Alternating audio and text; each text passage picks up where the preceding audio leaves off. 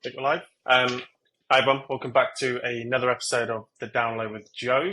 I'm Lewis, founder of LMC, a talent solutions business dedicated to decarbonising the built space, one candidate at a time. Here with Joe. Joe, how's things? Yeah, things are great.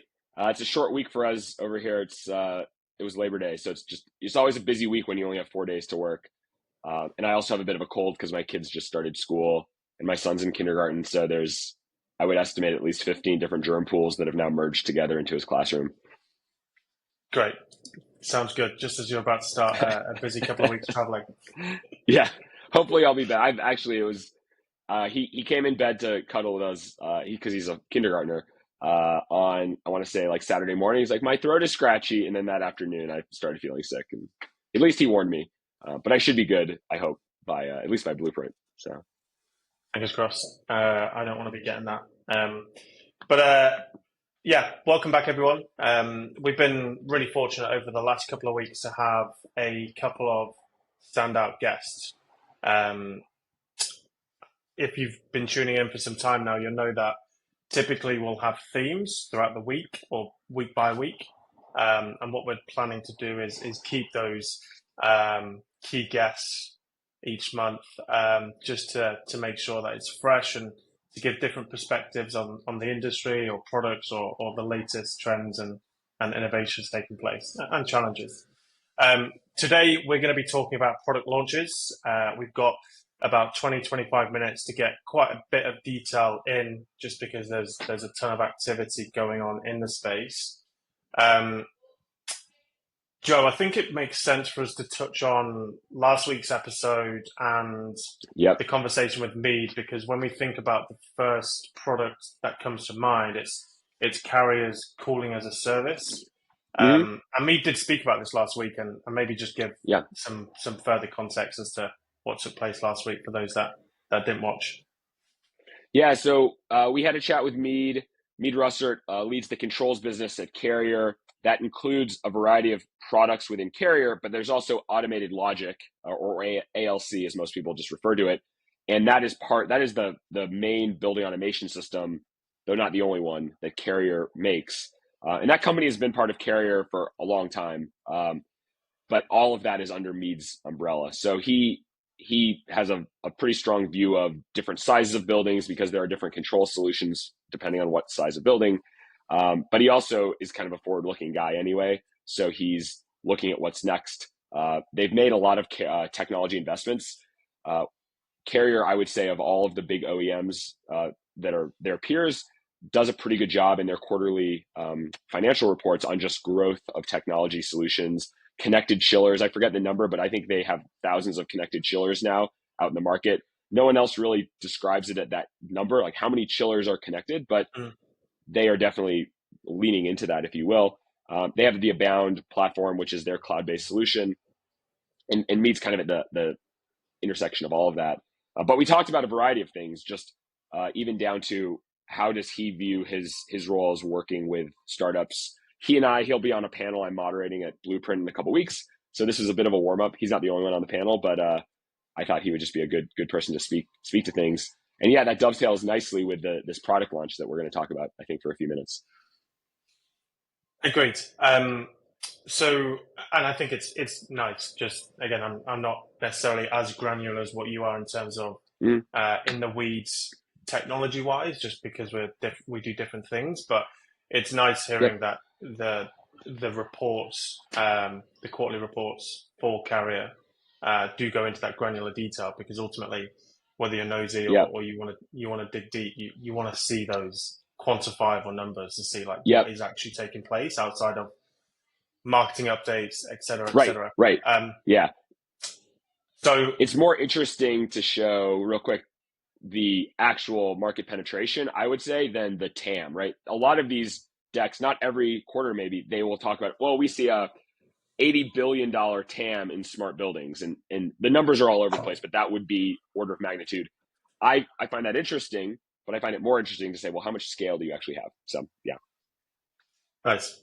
So what does this cooling as a service actually look like? Because I've personally not seen much of this currently. Yeah. So, and it's funny because I remember going to events even like 5 years ago, and people would say, "Oh, have you heard of anyone doing cooling as a service?" And those are always like the chats that happened outside in the coffee area while there was a talk going on. In concept, it's a shift from buying a chiller. Let's just say a chiller, but it could really be any type of HVAC equipment. You're not buying that. You're buying the cooling capacity, or maybe even more specifically, the demand for cooling. So you're paying for, I guess if it was a chiller, you could say for the chilled water, or just for the delivery of the temperature at a certain, the delivery of what you want the end temperature to be in the room. So it's basically taking a capital cost and turning it into an operational cost. If you need electricity in your building, you might have a diesel generator or a natural gas generator for kind of smoothing out some of those peak periods, but generally you're just buying it from the utility. You're not buying a power plant. And cooling, you've seen this, like Singapore is one country that has come up that actually has a district cooling utility or organization. So you can buy chilled water that's just piped, and there are district heating. Yep, A lot in of the older Nordics. cities, they have district heating. In Europe, I'm sure this is actually much more common. So Yep. what Carrier is doing is they're saying you don't have to buy the chiller, and it really doesn't have to be one chiller. If you go to a large university, they probably have 5, 8, 10 chillers for their central campus. I got a tour of University of Nebraska, and I think they had 8 chillers, different sizes, different vintages, different vendors. So you may not need to replace all your chillers, but you might say we don't have the hundreds of thousands of dollars or more to replace that chiller, and Carrier can come along, and with this offering they would say, well, we're not going to sell you the chiller, pay us for the cooling capacity, and we will maintain the chiller, we will monitor. This is obviously enabled by the fact that if they can connect in and remotely monitor the chiller, chillers, they'll know, is there a problem, what is the problem, let's go fix the problem very quickly. And you as the owner, if you shift from we bought the chiller to we buy the cooling capacity, think about how, like with your utility, a Mhm. power outage, right? If you are using your own generator, you run out of power at your house because you didn't put fuel in, that's like on you. If you just pay the utility to get power and there's an outage, that's really more the responsibility of the utility. So there's a higher level, I think, of service required, or just customer, delivery. Um, but that's conceptually what they're talking about. JCI, I think about a year ago, made an announcement that they were doing this very similar, move the chiller and the cooling from a capital cost to an operational cost. And it was in my newsletter, but I think they were trialing it.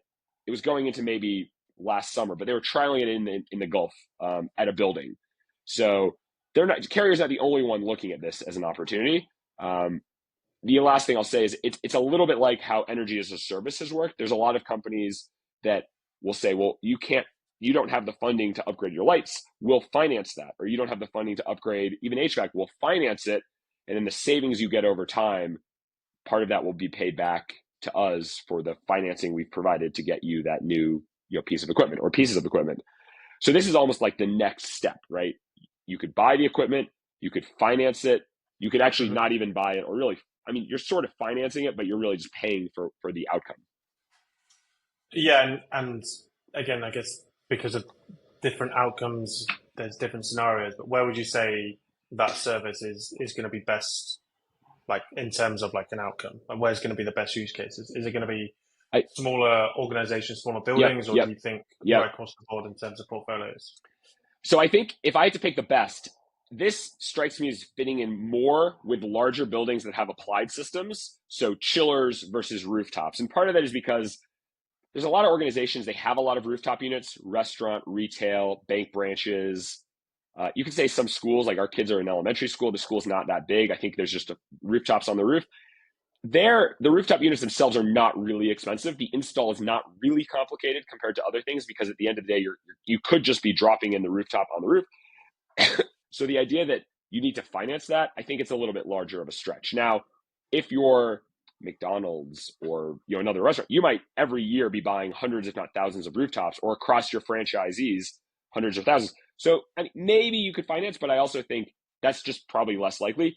If it's a large building where they have chillers, and I think beyond that, this is particularly useful if you don't have as much on-premise expertise. So like operating a chiller or a chiller plant, a cooling plant, that is pretty complicated in all things HVAC. So being able to kind of outsource that and say, well, we don't, we have somebody here, we're monitoring, but the expertise is really coming from the carrier or from the JCI. So in terms of who that is, I think it'll vary in terms of asset class, but I think bigger buildings, the other side of it, like universities, they typically have really robust teams. So I don't know that they would necessarily look at this and say, oh yeah, we need the help there. They do have big capital budgets, but there's some types of offices I could see, or maybe there's other public sector institutions. Hospitals might be one where they say, actually, this is an interesting approach. They typically have really robust teams. They have very high levels of operational, their operational needs are much higher, right? Like the humidity has to be right, the temperature has to be right. But I think it's going to be the bigger buildings and those where maybe they're looking for more expertise in operating their building. Okay, that's good insight. So moving away from carrier, we've spoken not a ton, but a little bit about CMMS, and I think it's fair to say that there is an enormous amount of CMMS providers, whether it be service or technology providers across, well, let's say specifically the US. Some, and again, respectfully, some may, and I've had this conversation, the feedback is that CMMS can be seen as table stakes just because of how saturated the market is, and also how not necessarily advanced in technology, but also just how many years it's been around. But there's been quite a few updates recently in terms of different product launches, both on the development side and also from like an occupancy side. If we start with developments, the two that we want to highlight are Aptura and Helix. Talk us through those. Yeah. So Aptura is maybe a new name to some of the listeners. It's a roll-up of, I think, 4 or 5 different CMMS products. So if you remember, there used to be a company called iOffice. There was a company called Space IQ. Space IQ, I believe, bought Archibus. Archibus is interesting. They were an older CMMS. I remember meeting people who had an on-premise instance of Archibus. So this is back, 15, 20 years ago, before things had really moved to the cloud. And I think there were a few others in there as well that the names were escaping me, but they all came together. It was a private equity deal and became Aptura, EPTURA. So there's a lot of just rationalization. What they announced was an integrated platform. And really, I see that as a step towards getting our clients off these different code bases and getting everyone into a core, or at least a more centralized code base.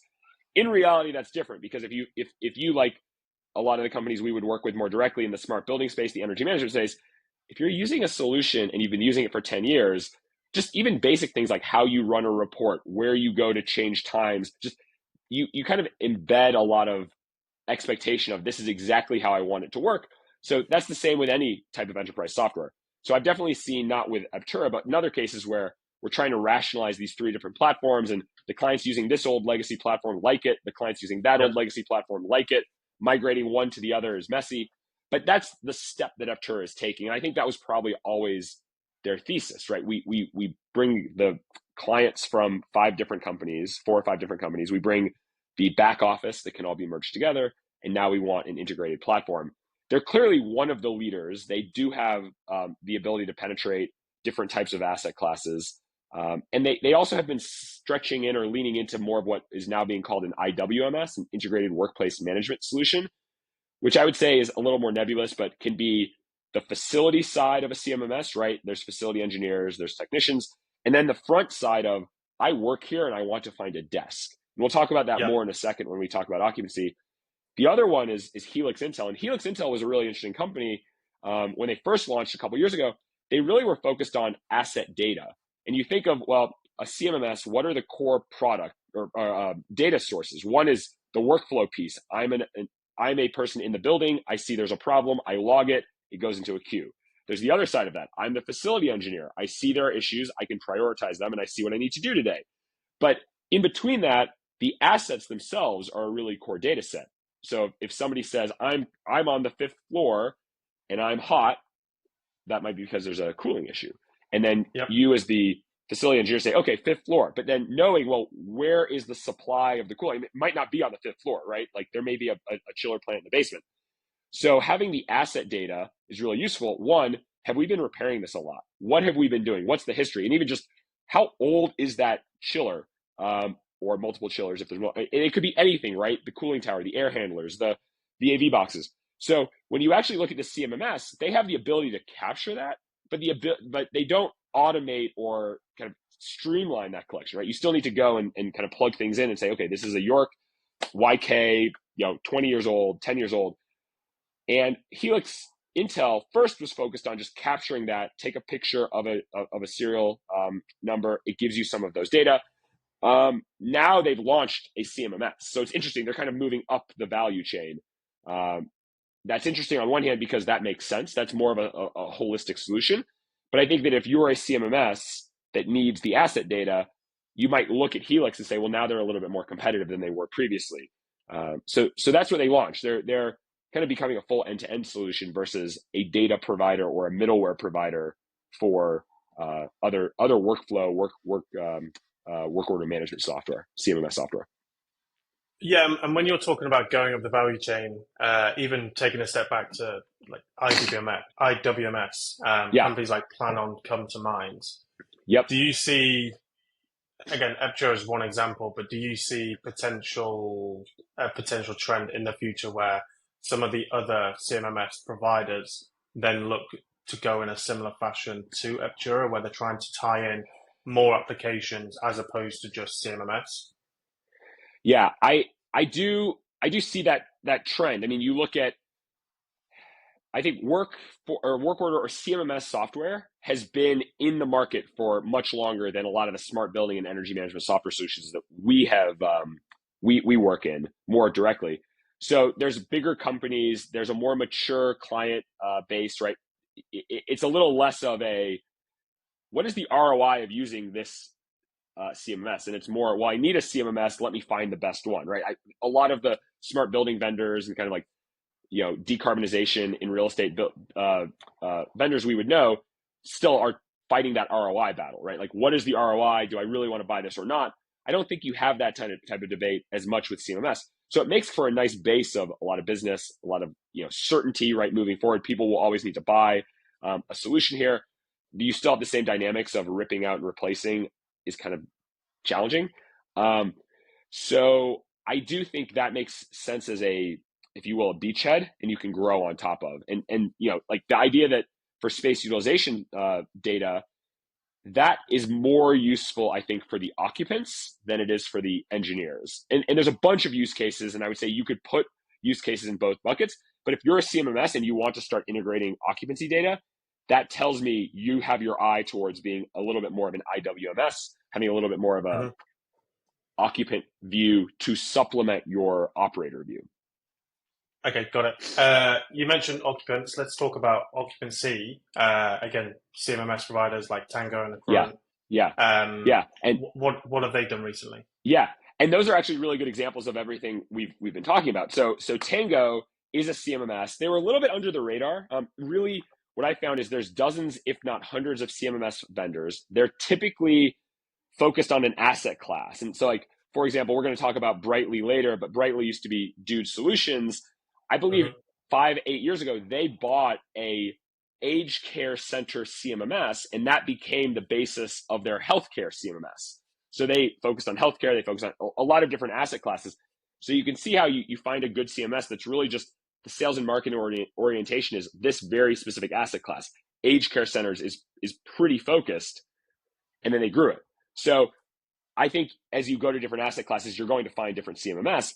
Tango is interesting. They bought Watchwire maybe a year and a half ago. Watchwire is a sustainability and energy management platform. So they're clearly in growth mode. To your point, they're clearly looking at where can we bolt on and add to our use cases. So from CMMS going to energy and sustainability, and now occupancy data at least gives them a little bit of a step towards now being an occupant-facing platform, right? So you're a tenant, you need to find a desk, you need to find a conference room, you need to find, or you're just, we're a big company. So they didn't give a lot of detail of like the whole rationale, which they don't have to. Companies can have their, their strategy, but they are definitely bolting on or adding to the use cases. And then Accruent is an interesting one. Accruent is actually part of Fortive. Fortive is a very Yep. large company, multi-billion dollars. They spun out of Danaher. Danaher is also a very big kind of industrial company. I wouldn't say they're as much in the building space as other industrial companies like a Carrier, but Fortive is their technology sector. They own a bunch of different kind of well-known brands, but Accruent has become one of their major, I would say, CMMS platforms. Accruent has made a whole series of acquisitions, some even back 10 years ago related to energy and carbon. But they also are now leaning into occupancy data. They had not been as forward as like an Aptura on, we have an occupant view, or we have we can help you as the occupant in the building who's not technical, who just wants a place to work, comfort, nice experience. And I see this as a move there as well. But occupancy, the last thing I'll say, occupancy data has a lot of different applications, and we're only scratching the surface of exactly how can this be used. So a lot of these companies might say it's worth we owning in-house some of that data in one way or another, and we'll figure out exactly what to do with it. Which is what I think a lot of organizations need, right? Especially on the owner occupier or operator standpoint. Yep. So we've got 5 minutes. Let's talk Yep. about what's happening in decarb. Sure. Brightly and Envisi.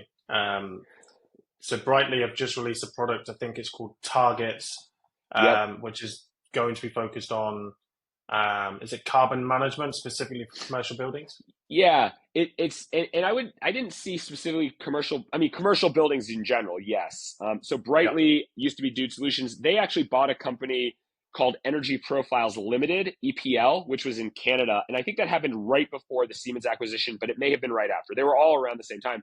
And that was a tuck-in. EPL was an interesting company, kind of like a boutique version of a Measurable or a Watchwire, Yeah. or you could even say Conservice. They have the ESG business, which used to be Gobi, but only operating in Canada, really. So I would talk to folks who were Canadian real estate companies who said, oh yeah, the EPL team, yeah, they're great. They're really knowledgeable. And they had a lot of interesting technology there, but it was kind of localizing that Canada is a relatively small market, especially compared to the US.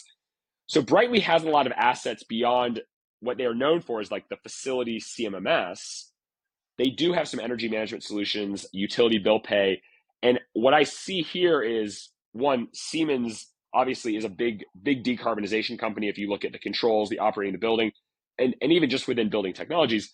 But they're also looking, well, what's next if you're trying to operate a building or a portfolio and you're trying to drive reductions in carbon and reductions in energy use?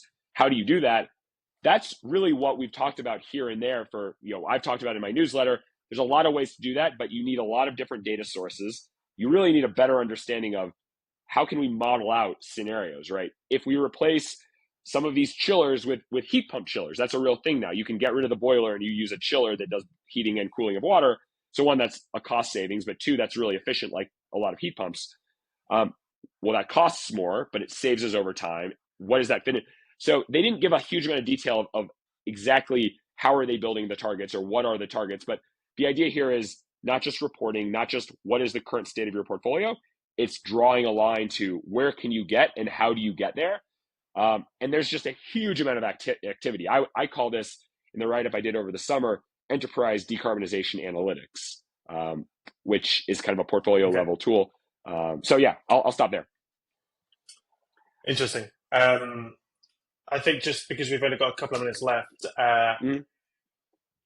the next one, which focuses on refrigerants, and I mean, if you'd have asked me 12 months ago how much interest I was shown to refrigerants, I'd have probably said none. But it's an often overlooked topic in our space, and tracking them because it has such an importance to climate change. Like it's not handling refrigerants, tracking them, not disposing them in the right way can really hurt the climate. And we probably could do another episode on this, but the EPA are due to rule on their latest legislation, which could be huge for the refrigerant tracking space. And the two companies that we want to talk about, Facilio and then also Axiom, which again do relatively similar things in high level. Yeah. So high level, the leakage from refrigerants is a big issue. It's maybe just not been the biggest issue when we think about buildings and climate change. But specifically, the way air conditioning works is you have refrigerants, and we won't go into all that, but there are opportunities for leaks of refrigerants. So you can recharge the refrigerants. This might happen at your house. I've talked to people who, I had to get more refrigerant, and the costs are obviously higher. Honeywell, for example, is a really big maker of refrigerants, not the only, but tracking the leakage, one, there's a regulatory aspect, right? The EPA doesn't want refrigerants to leak. When we moved from CFCs to HFCs, for example, that was good for the ozone layer, but that wasn't good for climate change. The global warming potential of a lot of refrigerants is very, very high. It's always done on a carbon equivalent. So a unit of carbon, unit of methane, worse for climate change. And then refrigerants are, far, far, far worse. And they're different GWPs for different refrigerants. So the EPA is starting to regulate, or is going to start regulating, leakage. Obviously, if you're recharging refrigerants, or you're maintaining an HVAC system or a refrigeration system, that's the other big one. You'll see that, there's not as much refrigerant, and you need more refrigerant to make the cooling system work. So Axiom and Facilio, who both, Axiom has been very much in the kind of the refrigeration, has done a lot of work with grocery stores. This is a logical place for them to go. And Facilio, I think they have done more on the kind of distributed multi-site restaurant side, but I think also maybe some grocery stores. But that's where you're going to find a lot of use of refrigerants. We have to keep stuff cool beyond just the interior air, because a fridge, like a room, you could keep it 70 degrees. A fridge and a freezer has to be very, very cold. More refrigerants required, more equipment, more heavy equipment. And so, the focus there is technology to help track where do you have a leak? Let's go eliminate the leak. Refrigerants are also expensive. So, there's a regulatory dynamic, but also you don't want to waste refrigerant if you don't have to, because recharging a system is going to be costly. And I think during the pandemic, costs of refrigerants just went up very high too. Yeah, no, you're absolutely right. And I think Axiom are doing a webinar on EPA and what that could mean for refrigerant tracking in a couple of weeks. Yeah. So I'll share that in the show notes. I think that's all we've got time for today. But Joe, as always, really appreciate your time. Next week, we're doing another one, this time focused on partnerships. There's been quite a few that we're going to be speaking about, and possibly a couple more over the next week, depending on what happens. Yeah. And then, sorry, go on. Oh, I was going to say, new newsletters are getting published this weekend, so we'll have a lot more to talk about. Go ahead.